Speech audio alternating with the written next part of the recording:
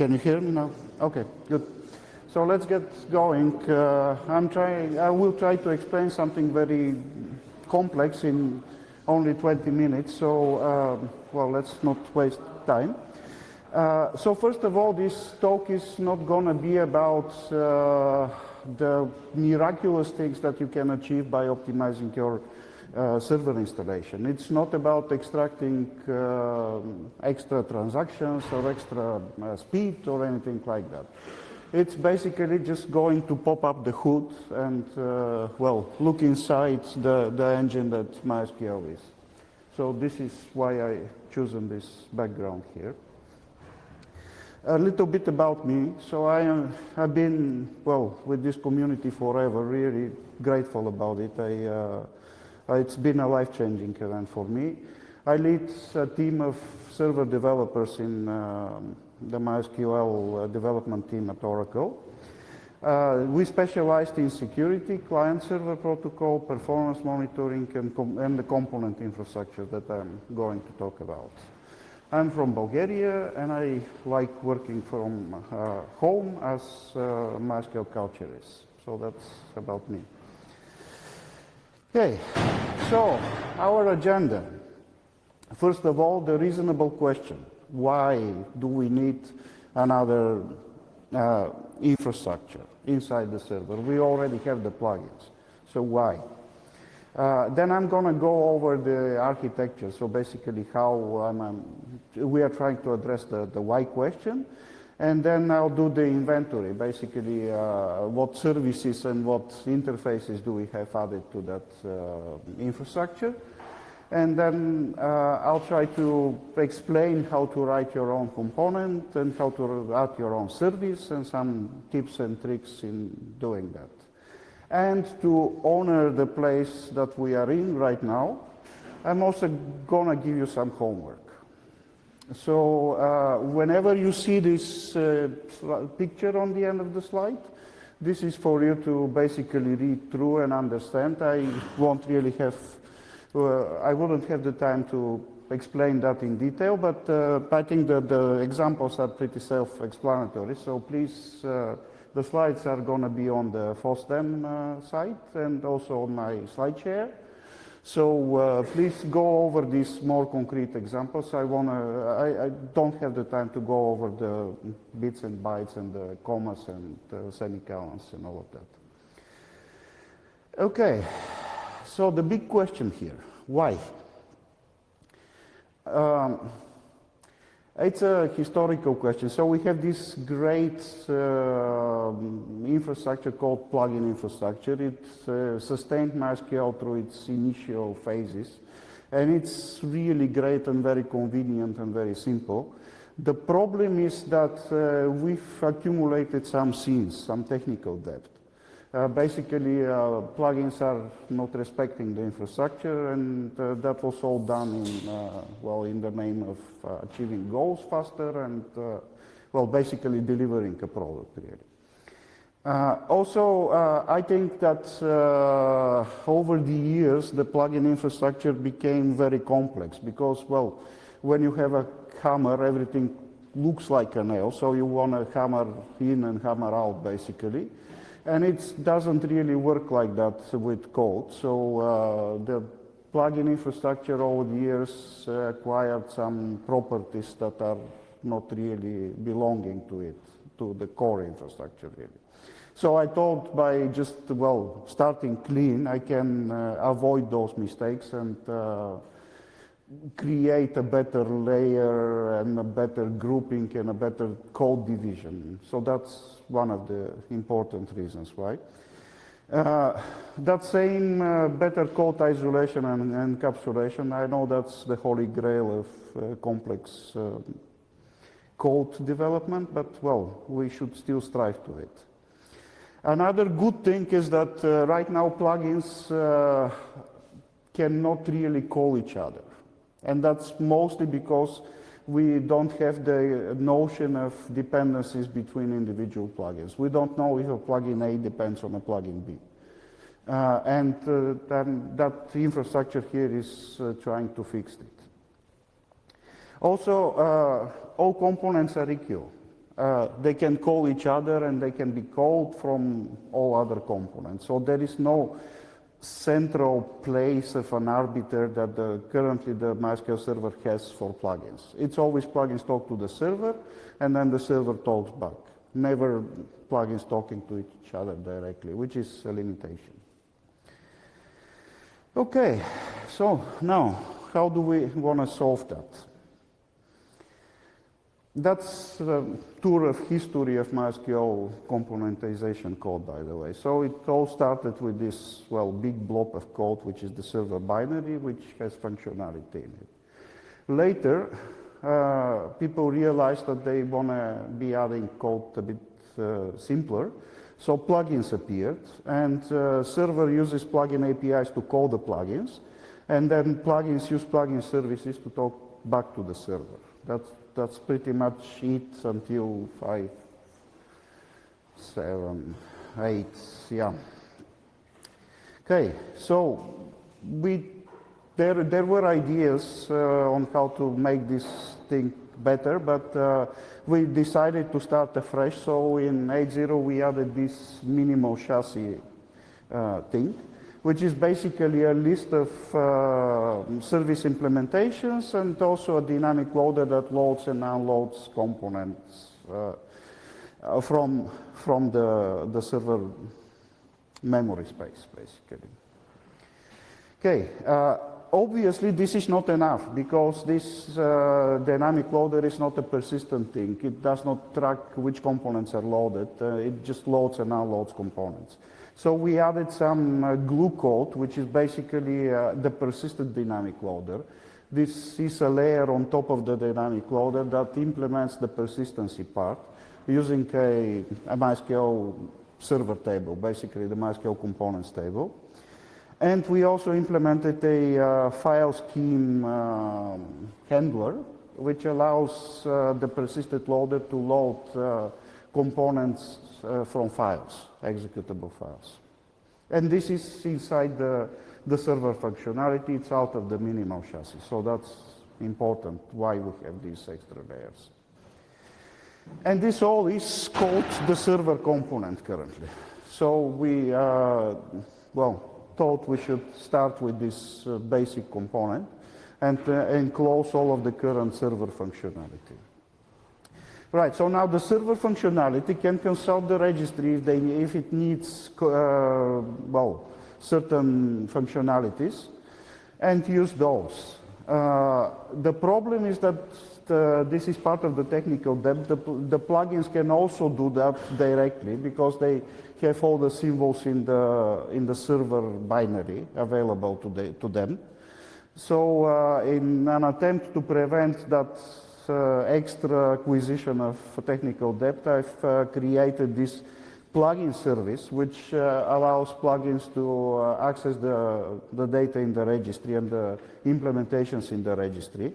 The idea being that one could use that tool as a gradual migration device from plugins to components infrastructure. So if you have existing plugins, you can gradually start moving towards components like that. Okay, and obviously the whole deal is adding new components which are outside of the server component and they are independent. So unlike plugins, those do not have access to the server binary and all of its symbols. So they are forced into using the registry and whatever services are registered into it. And they can carry extra service implementations and register those in the registry. And because it's all in the registry, now pretty much everybody can call everybody. They all have access to the registry. They have access to all the service implementations defined in it. So basically, that's how the equality of the components is achieved. They all just talk to the registry. That's the idea. Okay, so some terminology here. So I mentioned the dynamic loader. It loads and unloads components. So basically that part. So these yellow things are the actions and these other things are the object. It starts with the SQL command install and uninstall component, which basically instructs the persistent dynamic loader, which encapsulates the actual dynamic loader to load and unload components from the server into the server processor, out of it. So what's a component? A component contains code. That's the defining characteristics of it. This code is usually, a part of it is service implementations, which implement certain abstract APIs like we call services, component services. And these services can be a number of things. I'll show you the inventory later. But these are basically just abstract contracts between the consumers of functionality and the producers of functionality or providers of functionality.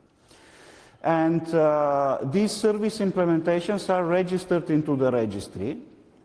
So the components can basically fetch references from the registry to these implementations, either from their own component or from other components. So that's pretty much the terminology behind the component services. Okay, so now some homework slides. It's all written down here. You want to maybe check that later. Okay, it's basically explained in a lot of detail. Right, so the inventory, what is in that infrastructure right now? So we obviously have the registry and the dynamic loader, which are services by themselves, so you can access them like that. There's also the error logging subsystem. Currently MySQL uses that new infrastructure to produce its error logs. So you can basically have all of your components logging errors and so on. We support defining system variables, status variables, user-defined functions, which is quite handy because you don't, if you have multiple user-defined functions, you can have a single component encompassing all of these. And then when you load the component, it would automatically register all of the UDFs for you. So kind of nice. Performance schema is all supported through the component infrastructure. That's a great achievement. So now you can also instrument your code and add your own tables that you want to instrument stuff in. Yep. Security context is available as a component service. You can manipulate, well, who does your current process run as. There's password validation APIs, there's runtime error generation, there is working with collated strings inside MySQL and a lot more. It's 92 service headers, so please check most of them. So how to write your own components and services? I'll give you the executive summary given the time that I have. So basically, I have a bunch of utility macros. If you ever written a plugin, it's not very different. You can, of course, copy some of the existing components, plenty of examples, especially in the tests. We add tests for pretty much everything that we do.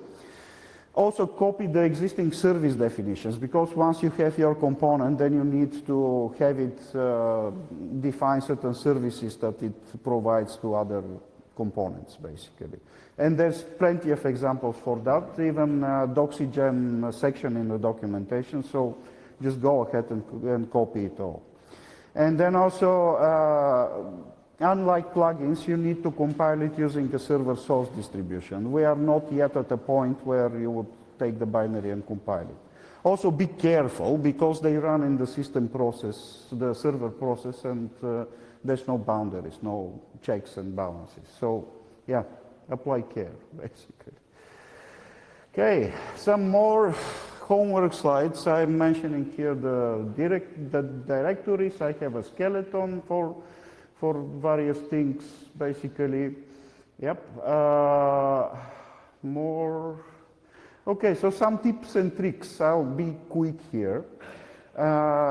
Keep in mind that this is a binary interface. So cannot really use the C++ way of doing things. You need to deal with handles, you need to call functions for these handles, to to create those, to initialize those, and so on. So it's kind of a bit of a different way of thinking. You can achieve similar results, it's just the tools are different. So keep that in mind. So here are some examples of related services. The very important concept is that unlike the plugin infrastructure where you were creating KPIs with 300 methods, storage engine API, now you can add these atomic, logically independent service APIs that stack on top of each other. So if you have a table to drive through APIs, you don't have to have a single interface driving all the aspects of a table.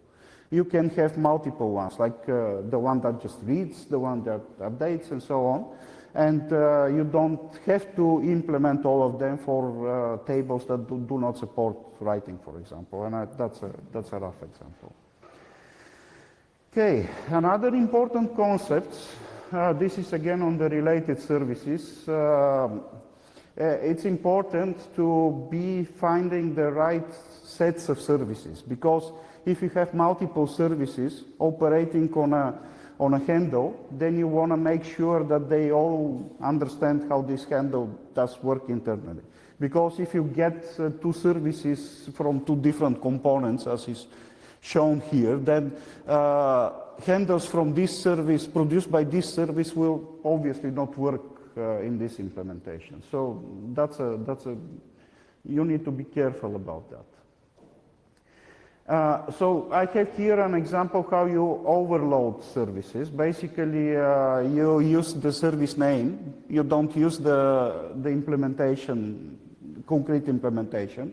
So whenever somebody basically defines a service, you get to use whatever implementation is here. But if later a new component defines a new implementation of that service, your code will still look the same, but it will take this new implementation instead of the original, previously existing one.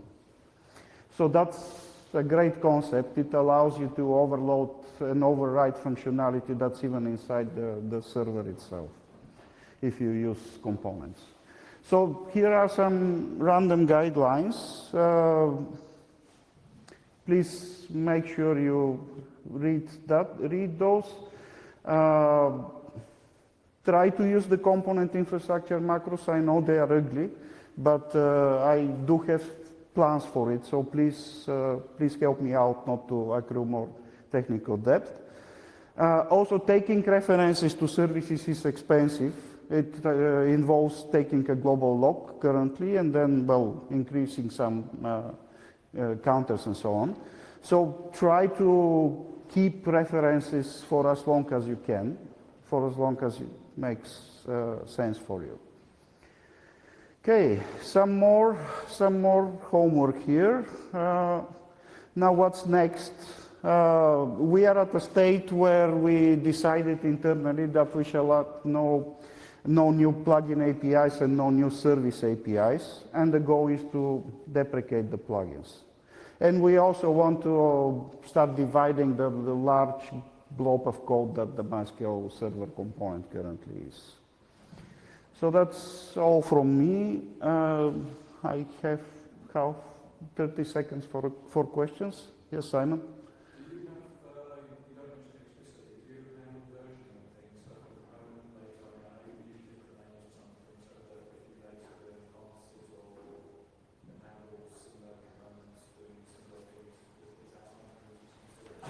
Okay, so the question is whether we are considering versioning on the interfaces. No, the idea is that